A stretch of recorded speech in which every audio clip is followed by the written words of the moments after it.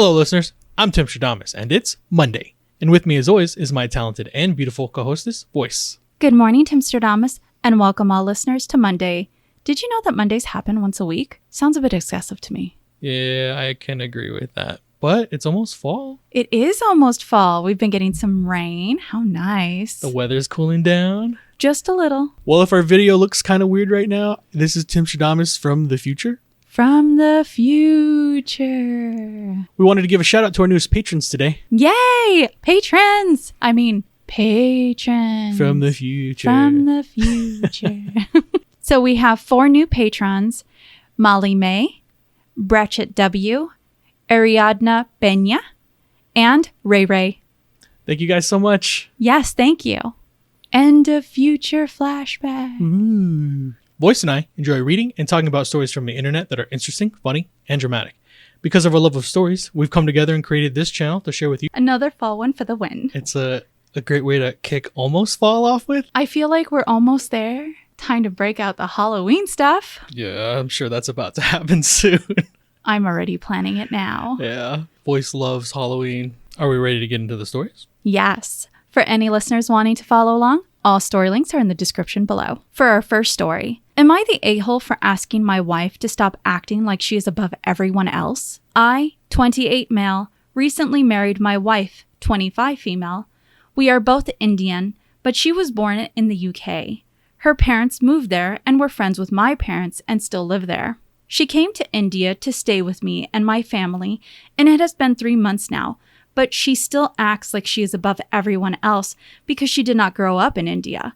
There is no language issue as she speaks Hindi fluently like a local, but whenever she says an English word, she will say it in a posh accent like she is still in the UK. It is minor, but it is like acting elitist. She will also tend to use more English than the average person when talking and switch to English sometimes. She will also always find every possible way to bring up things that are different in the UK in conversation, and many of her sentences start with, "in the UK." But the worst part is she refuses to go anywhere alone and acts like it is very dangerous even though we are in a good area. She acts as if she is scared of all men who are not family, and since she refuses to drive herself in India, made me jump through hoops to find a female driver for her. She also refuses to get a job because she is scared of working with men even though her UK degree is very respected here and she can get great jobs. I work, and while we do have maids, I don't usually trust them with buying food in case they steal.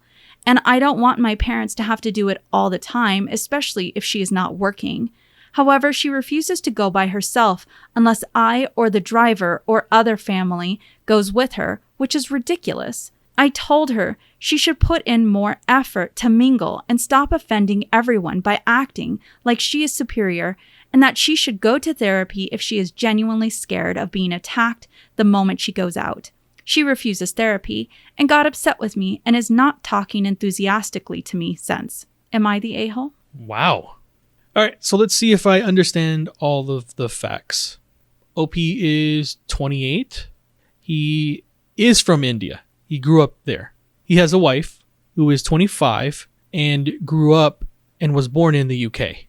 Correct. So do they let us know how long they've been married? Unfortunately, no. The only thing that we know for sure is that she moved there 3 months ago.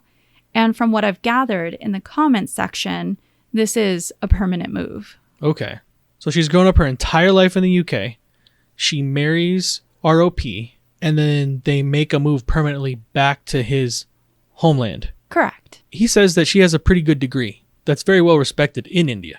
She's currently unemployed, and at this point, he says that she won't do anything outside of the home alone. And this is kind of where his problem with her lies, is that she has a view on the Indian society as a whole as not being safe, period. So I'm not sure how much exposure his wife has gotten to the culture as a whole. Both her parents are Indian, right? Yes. All of the parents between our OP and his wife are Indian. Okay. So she would have gotten at least some type of education from her parents. Correct. On India, I would assume. So I wonder why she has the viewpoints she does. Is there past trauma that went involved? Did she make trips to India as she was growing up? I have a lot of questions because it sounds like she's already predetermined how everyone is and how she'll be treated there. Because ROP points it out, they're in a safer part of India. So for her to have that type of viewpoint on things is interesting. Now, you're allowed to feel the way you want to because she's not from India. She didn't grow up there. She grew up in the UK. It's an entirely different country. So I can understand from her viewpoint not feeling as safe as you possibly could feel, right? In another country, you should always be aware of things because it isn't where you're from. I guess in my mind, though, if he's assured her that it's safe, the area they live, and the things that they do, why is it that there's this big hang-up? Unless they just haven't established a very strong relationship of trust between the two of them. I mean, that could be, but the story does bring up a good point. She's only been there 3 months. So obviously, yes, you're still going to be a little wary of the situation till you've gotten into the culture. I can't really speak to her experience just because you and I have never had to pick up and get dropped off in the middle of a new country permanently. No. I would think I would feel the same way. Oh, yeah. Having my guard up, if I had to, especially that early on, the more I think about it, honestly, I don't know if I would feel comfortable if either of us were to go to places on our own that early on, at least until we feel comfortable with our surroundings, the new culture that we're in, how things happen, how laws happen, because certain things in America don't fly in other places. That's very true. I don't know if it's more him being hurt because it sounds like he's taking it as an affront to his culture and where they're from. He's sitting there, oh, she talks posh, and I don't know how she's acting with people, right? Because I can certainly hear how that might rub people the wrong way because in his writing, he's saying that she's acting elitist around people is what I'm understanding from the story. Correct. That rubs people the wrong way in any culture. You have someone coming from a different place and you can tell that they feel superior to you just by how their mannerisms are. I can understand where he would feel some of that if that's what's happening. But she's from a different place. Of course, she's going to compare everything to the UK. He definitely has to take into account that his wife is from a different country altogether. Yes, she speaks your language, but she's very much from the UK. You got to give her some time to grow into it and feel safe because I don't know how many people would feel comfortable the second they get dropped into another country. That takes time. Probably not very many. So I'm going to say, in my opinion, you're the a-hole. You got to give her a little bit of time to grow into being rooted and then put into a new place all of a sudden. Well, the consensus on Reddit was he's definitely the a-hole. And boy, did they have a lot to say. So you and I, unfortunately, we don't know very much about Indian culture. And to go ahead and put it frankly, a lot of people on Reddit actually informed us of the dangers concerning parts of India where women do get sexually harassed and there is violence. It is a very scary world, especially if you're talking about places in the UK where they stomp that down. Now, while a great majority of Reddit put down that her fears are very real, and it is a real issue that happens in India, there's another part of Reddit that said, how can you not understand your own wife? She is from the UK, and it sounds like you're having an inferiority complex if you're saying that she's talking elitist. Her only comparisons are to her experiences in the UK, not to anything that she's known in India. And then to add to that, there was a section of Redditors that said, you're saying that she's elitist, but you're talking about having maids in your own home and how you can afford a driver. And that they live in a good part of town. Correct. I mean, you and I can understand this. We don't have maids.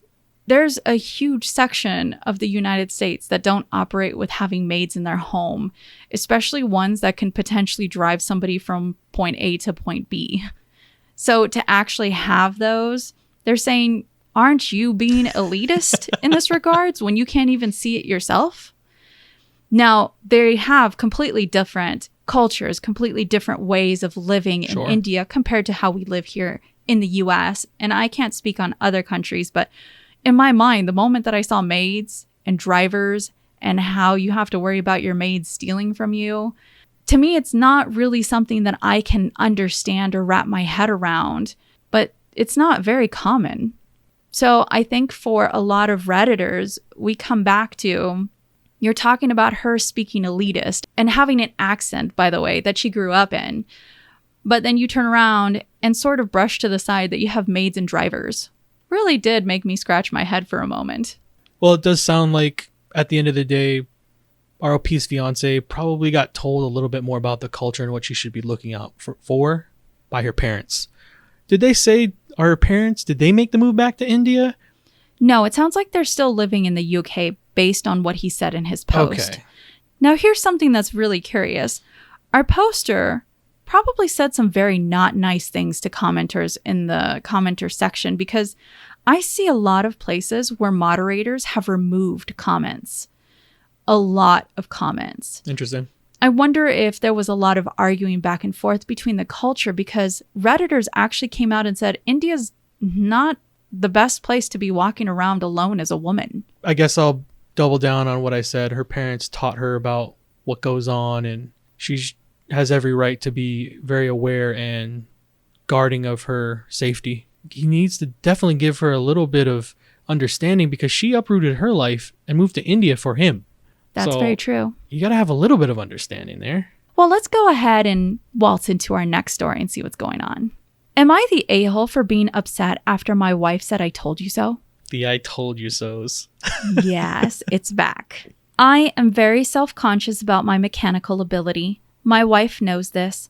I've come a long way, but I still have confidence issues, and I get extremely flustered when a project is not going well. The other day, I changed the front brakes on my truck. It went very smooth, and I felt great about it. Then I realized my rear brakes also needed to be done in addition to a new caliper. Rear brakes, especially the rotors, are a completely different beast. My wife said that should be done by a professional with better tools. I told her I'm trying to save money, and also I'm confident that I can do it myself. I just need to do some research. Tonight, after watching several videos, I found out about what I needed to do. It took me a while, but I finally got the rotor off and replaced. Then, when I tried putting the new caliper on, totally different style, I struggled to get the brake pads on. That was supposed to be the easy part. I quickly became frustrated, started swearing at myself. Come on, you fucking idiot. How are you struggling with this part? I can't fucking believe this. I'm such a fucking dumbass. Along with lots more cursing, my wife was outside smoking and witnessing all of this. It got dark, and I finally realized that I had to stop and just admit defeat. Now my truck is sitting on jacks, and I don't know what I'm going to do. I started putting tools away. She asked if I was done. I was visibly upset and told her I can't finish, and I don't know why it's not going together. Her response, in a very condescending tone, "That's why I said it should be done by professionals, but you don't fucking listen to me." I told her that was the last thing I needed to hear right now, and that I'm about to have a breakdown. Her response, "I'll just go myself then." I tried telling her that in my dark moment of failure, she was basically telling me, "Told you so." Her response, "Yeah, I never fucking said that. So you just think I'm an a-hole then?" I told her that it wasn't that I didn't want to listen to her. It was that I researched, got great advice from coworkers. I felt confident about it, my work for once, and that it was actually going good up until the brake pads, which I didn't expect to kick my ass. It went on from there. Me telling her I don't think she's an a-hole. I was just upset about the brakes, and I even apologized for taking it out on her, just trying to de-escalate the situation. She wouldn't budge, so I walked away. I hopped in the shower, sobbed, and now we're not talking. Am I the a-hole? This is a spicy meatball. All right, so OP, I'm not sure if he tells us his age or not, but he's a mechanic. He's not a professional, but he does take pride in his tinkering skills, is what he says. Now, apparently his truck needs brakes changed. He's familiar with the front. The back is a whole new thing he's trying to tackle. He's trying to learn. I can respect that. I think it's always a lot of fun to see something and want to understand it and see if you can do it. And he wants to. So he takes it upon himself. He says it because A, he wants to do it, and B, it saves money. he knows that those back breaks are going to be an issue. So he says he does his due diligence. He looks up a bunch of videos. He has work colleagues talk to him about it, give him some advice. So he feels like he's got at least a good understanding. He gets a little bit into the project on the back two wheels and then figures out it's not going as planned. He had this conversation with his wife before he started, and she tells him, go get it into a shop. That's when he takes it upon himself and tells her he's going to do it himself. So we get to the back end of the story. He's getting done with the rear and then finds out it's not what he expected it to be. He's getting frustrated. He starts beating up on himself, which is one of the biggest no-nos in this story. That's when it started shifting from, hey, he's trying to, wow, this is getting bad. You can't beat up on yourself for mistakes, especially the way he does. But he does that in front of his wife, and it doesn't sound like the wife really cares because she heard it, and I don't ever hear where he says she's helping him out. Now the truck is on jacks. He goes to his wife, who I'm guessing is sitting close by and just watching him do this. Correct. She's having a smoke. And then she completely lays into him right after all of this. Yeah, I can give it to her about the frustration because you definitely, maybe on a car, you should probably be going with professionals. There's a reason why those guys get paid, because if you mess up on a car, you're not just putting your life at risk, you're putting everyone in your car at risk that you're driving with, and then everyone on the road. I wonder, is that their only car? I don't believe so. Okay. As he never states it anywhere that it would impact her. Okay. I just find it interesting that if this is something that he's just doing as a project just to see if he could do, why not just have the support? If it really isn't impacting or being the main type of transportation for the family, it was one night, he gave it a wing. You know, a lot of the time, especially when you're talking about big projects, just getting a good sleep, getting away from it, and then getting a fresh start the next day, sometimes things just fit in place. Well, I can tell you why it is that he's probably not getting the support during this issue. I found out through the comments that the OP actually states his wife gave birth 4 months ago and she's currently going through postpartum depression. Okay. See, that's a big piece of the puzzle here. He might have wanted to put that in the story because that really does flesh it out. It's a frustrating time for everyone. I guess at the end of the day, now knowing that, I still don't agree with how they spoke to each other. I think that's gross. I can sympathize with the wife going through what she's going through because that is very difficult. But I think breaking someone down after they've, especially with him, beaten himself down, for you two not to support each other, I can't look past that. That's pretty bad on both ends. Could he have avoided all this by just taking it to a shop and making it easier and less stressful? Because now you're talking about, hopefully he didn't mess up things on the car. Hopefully we're not talking about more fees, right? Because now you have to take it to the shop to figure out what you did wrong. A towing company. It's a whole, it'll get exponentially more expensive. I think at the end of the day, I'm just going to have to say both of you guys are the a-holes. You for not listening to your wife initially, especially when you guys just had a child and knowing what she's going through, putting that stress on the family and the expenses, probably not a smart move. And for your wife, having that type of reaction to you and not being, I don't even really mind if it's not supportive, but just don't verbally abuse each other like that. Did it serve any purpose other than demeaning your husband to the point where now he was apologizing for you coming at him like that? Was there a win? Definitely not. So that's how I feel about that situation. Both of you guys are the a-holes. Definitely go get yourself into some type of counseling, because that, if you're beating yourself up like that, you're already in a really bad headspace. Hands down, I agree. Well, let me go ahead and give you all of the Redditors' viewpoints on this. It was everywhere. You had a lot of people coming out saying that the OP was the a-hole because she did tell him so. I don't agree with a lot of the viewpoints on how hard people went, because had this been the shoe on the other foot and she was trying to do a DIY project and he was not supportive, I can't imagine that there would be the same amount of burn. Well, can I ask this real fast? Is it acceptable ever that when a partner fails at something, even if it is something you advised against, is it ever acceptable to talk to each other that way? Never. And I think that's really where my stop and go is it wasn't okay. It doesn't give you the right. Even though, yes, maybe you told them no, or that you advised against it, it doesn't give you the right to then verbally and emotionally abuse them. I agree with that. Because there are ways to go about saying I told you so without doing and demeaning someone that way. I think there's, yes, definitely the time and the place. Later on, when all the emotions are out of play, when potentially it could even be a joke later on. Sure.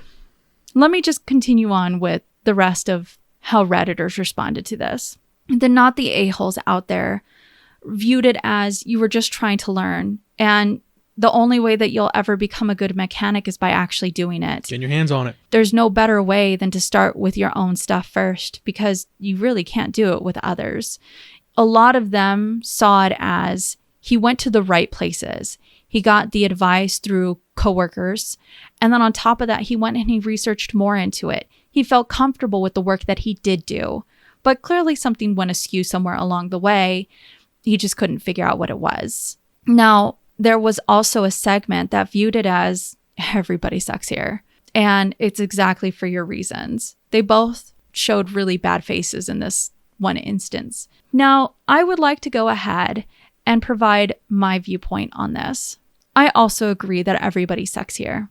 I think knowing what you know about how your wife is going through postpartum really does and should have impacted your decisions. Now, should it have stripped away the opportunity to be able to learn and do it yourself? I don't think it should have, but I think there should have been more talks to where, rather than make her feel as if her advice was thrown to the side, maybe provide more of a stance of, I understand what you're coming and telling me.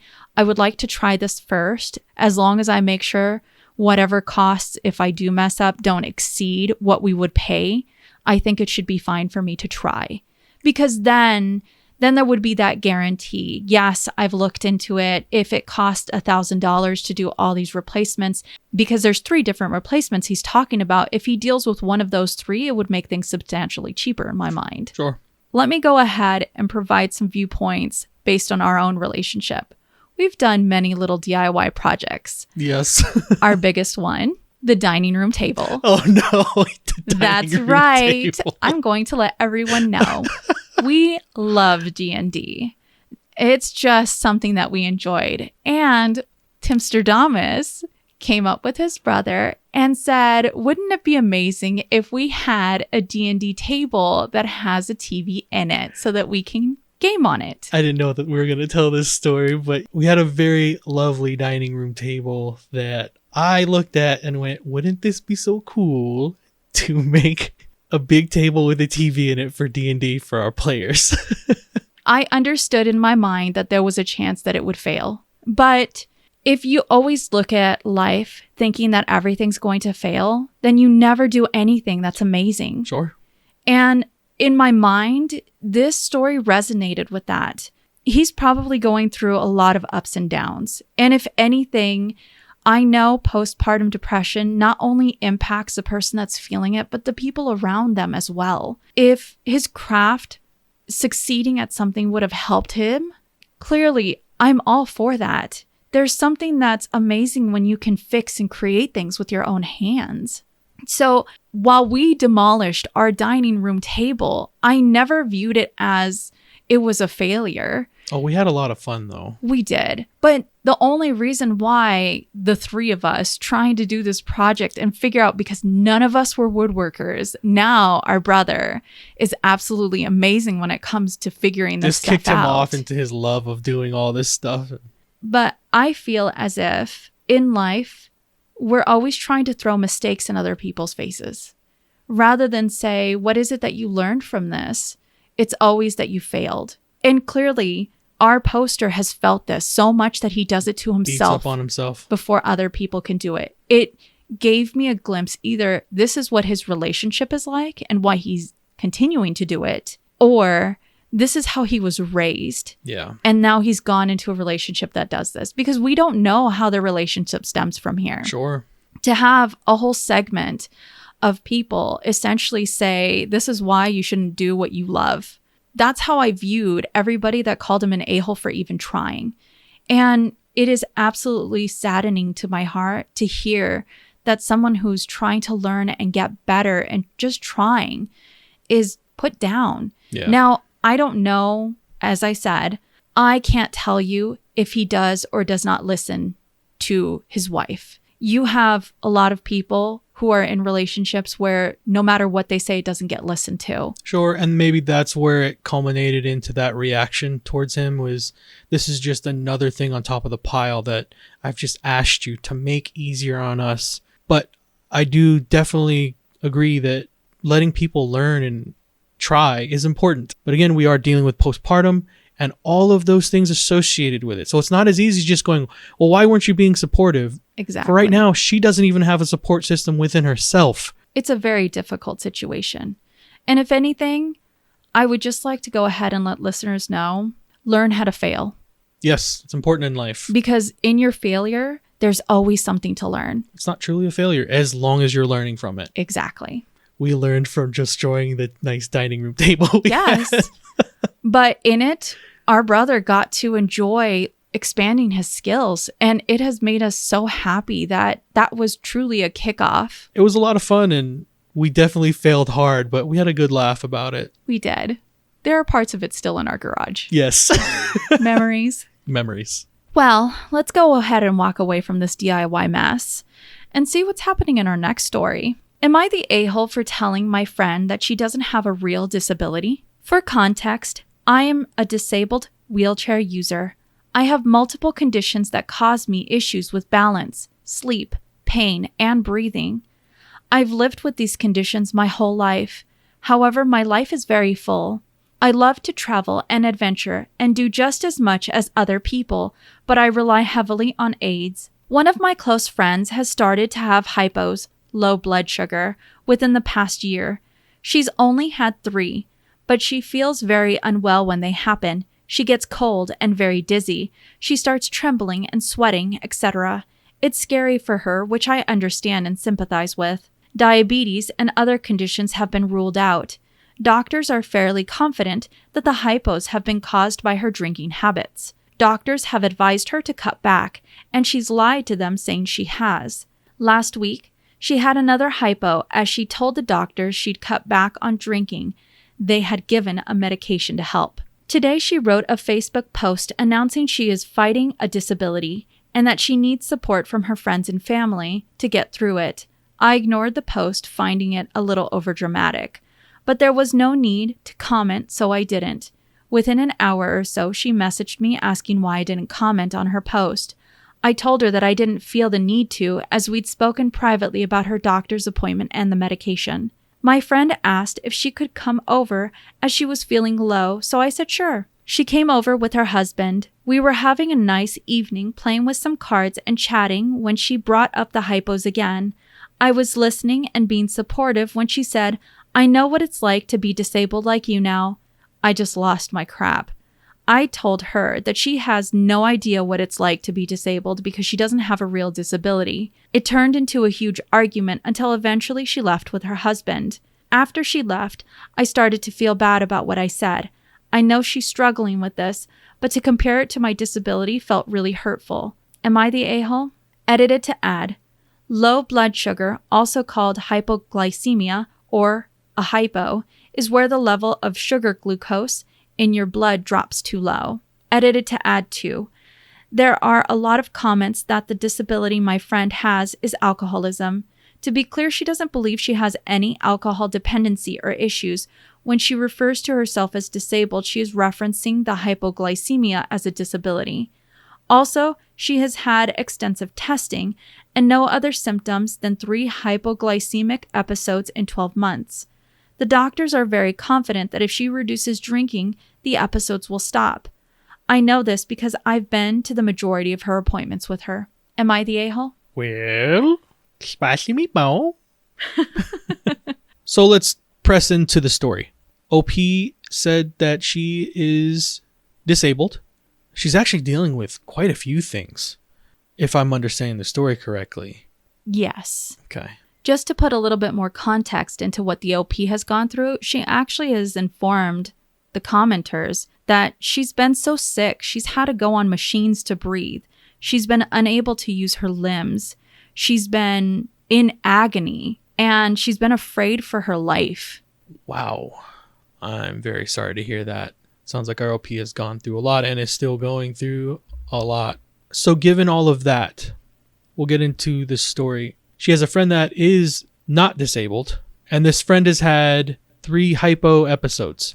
Correct. Her blood sugar gets so low that she gets palpitations, she gets the sweats, and could even pass out. Okay, so she's gone to the doctors for this. They've run a whole gauntlet of tests for her and have come to the conclusion that this isn't brought on by any other thing outside of she might be drinking too much. They said this wasn't linked to diabetes or any of the other health problems that might bring this stuff on. Correct. Now our OP has confirmed that she 100% knows this to be a fact because she has been to most of these appointments where the doctors have told her this. So we get back to the story. OP says that her friend is feeling kind of down that day, invites her over to her home, or they have a conversation, and I guess in the midst of it, our OP's friend thought it would be okay to identify with all of our OP's problems by saying that she also now understands what it's like to be disabled. OP had every right at that point to get offended. In my mind, definitely believe it's a addiction that her friend's fighting through right now. You're drinking to the point where you're now having health problems from it. That should tell you enough. So yeah, I do agree with where our OP came from. I would be frustrated too if someone was telling me that the thing they're experiencing that is self-caused, that she can remotely identify with what I would be going through on a daily basis. They're not even slightly the same things. So OP, I don't believe you are the a-hole. Well, the consensus is that our OP is not the a-hole. And I think I resonated a lot with her when she said after her friend compared her struggles with OP's struggles, that she felt invalidated and hurt because what she'd gone through has been throughout her entire life and not just a section of it. And if there could be something that could fix it, she would have done it. Done it in a heartbeat. I think that's where a lot of people on Reddit, and especially Redditors that have hypoglycemia as an ongoing problem throughout their entire lives, where they say, look, if somebody told me that all I had to do was stop drinking and I no longer need to feel this anymore, I do it in a heartbeat. A lot of people who have hypoglycemia problems have to switch and figure out everything that causes their body to go askew. It really is a struggle for ongoing issues. I actually read a commenter that said that when they were first leaving to go to school when they were 6 years old, they passed out. And there was absolutely no reason why. And they've had this problem. Now they can actually feel the onset of them about to pass out because their blood sugar is so low. That's terrible. What they said, though, was the doctors confirmed this is only being brought on because of the drinking. Correct. Okay. I just wanted to make sure I understand that because I didn't hear along the way that where other people are struggling with hypo, hers is very much a self-induced problem. Correct.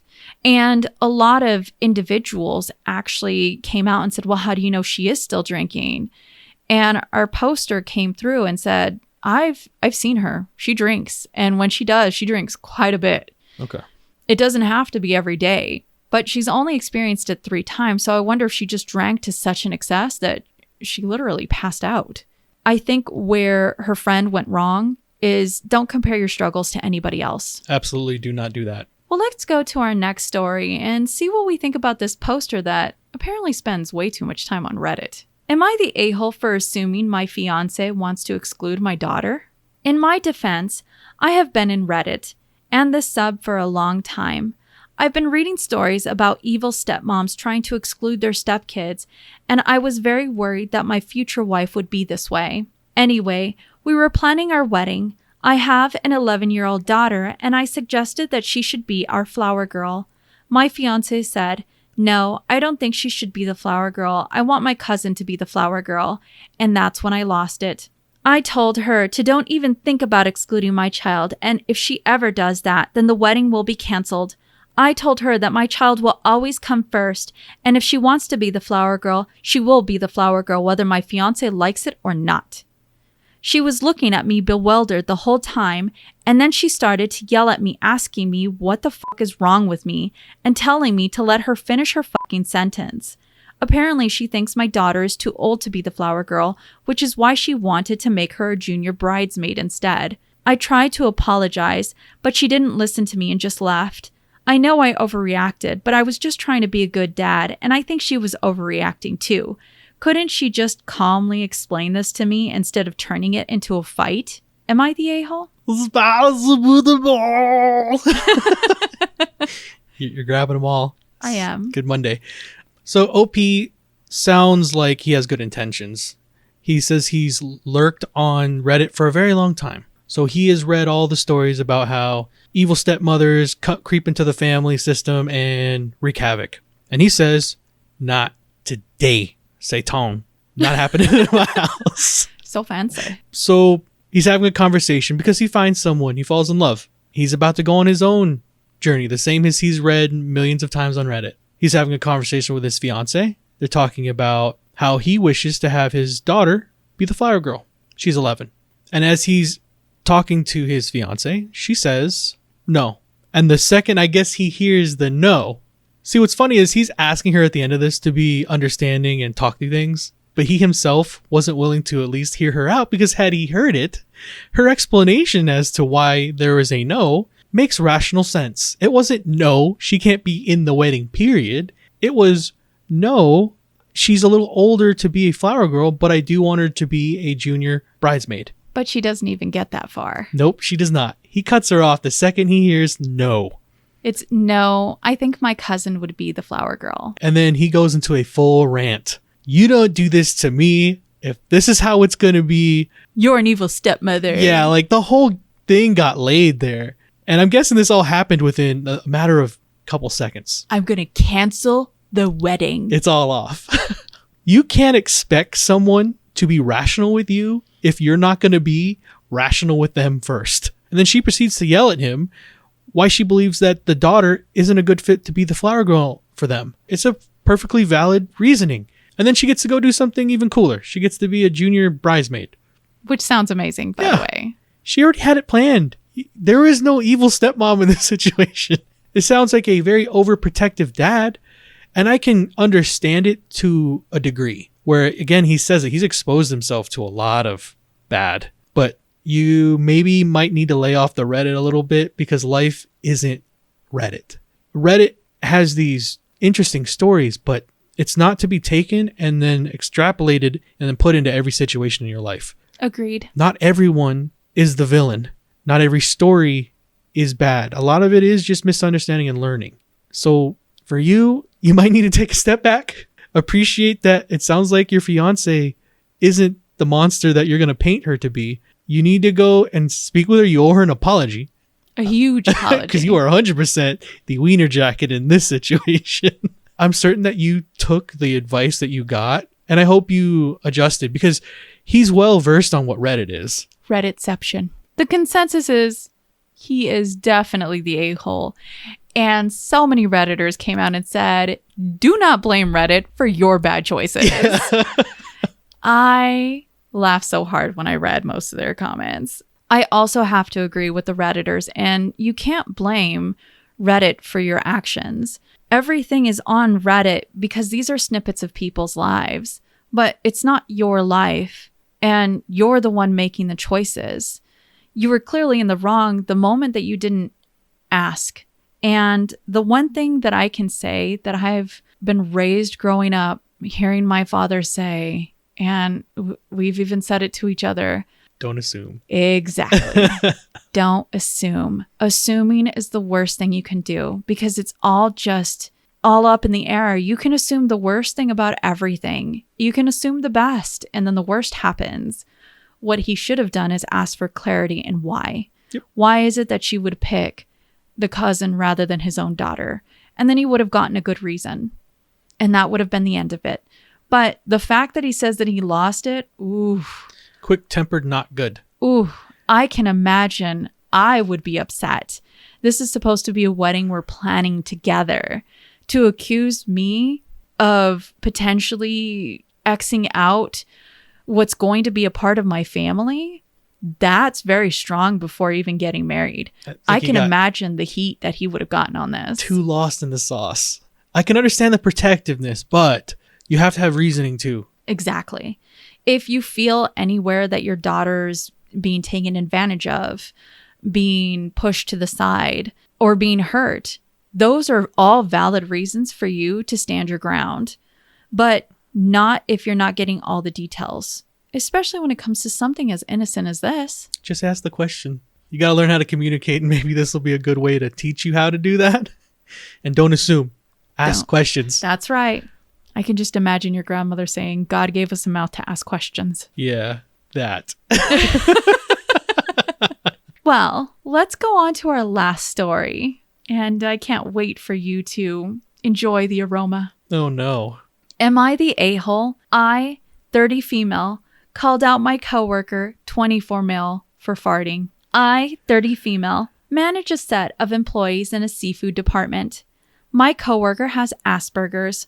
A lot of the management team don't have patience for him.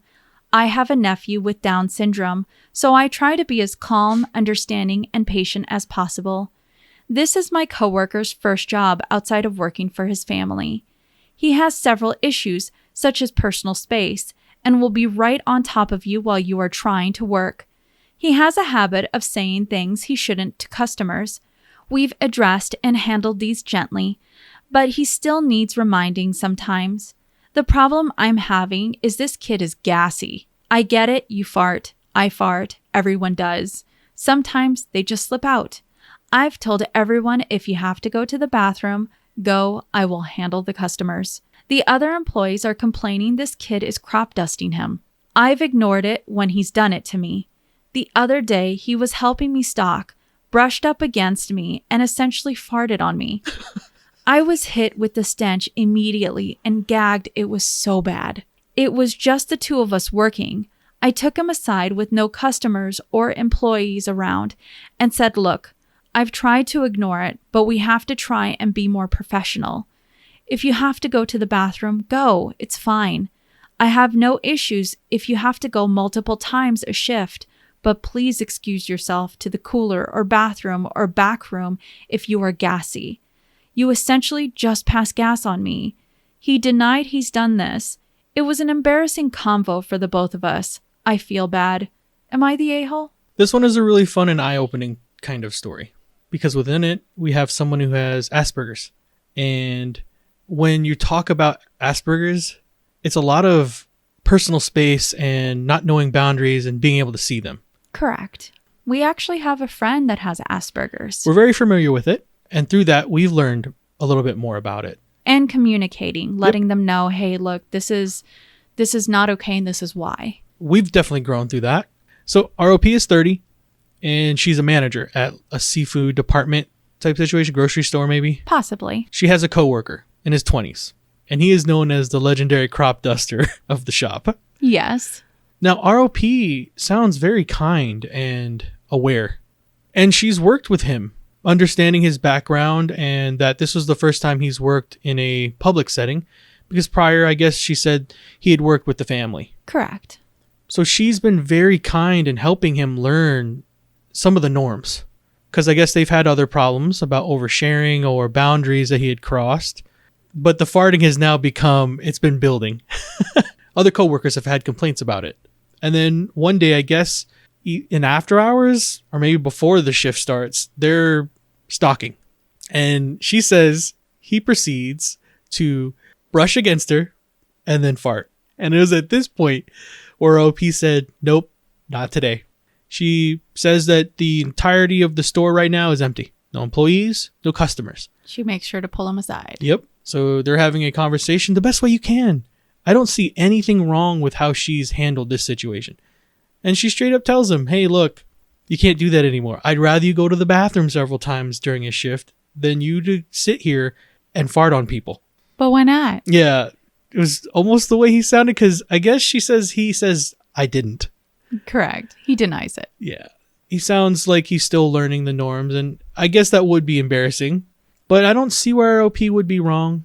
I think she handled it with grace. Well, the consensus Definitely not the a-hole. And I find it funny because she said it wasn't loud, but the smell made her eyes water and made her dry heave.